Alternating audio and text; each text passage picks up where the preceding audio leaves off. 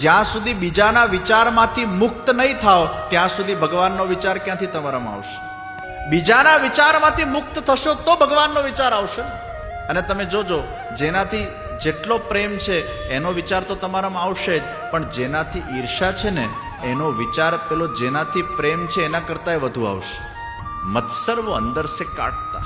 અને એટલે જ પરેજી આપી નિર્મત્સરાણામ સતામ.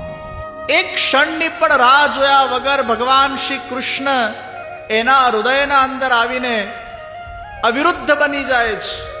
જ્યારે તમારા મનમાં શ્રીમદ ભાગવત કથાને શ્રવણ કરવાની ઈચ્છા થાય અને તમારું હૃદય નિર્મત્સર હોય, એ વખતે શુદ્ધ હૃદયના અંદર ભગવાન શ્રી કૃષ્ણ અવિરુદ્ધ બની જાય છે.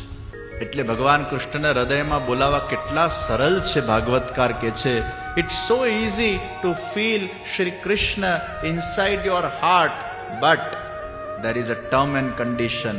હૃદય નિર્મત્સર હોવું જોઈએ.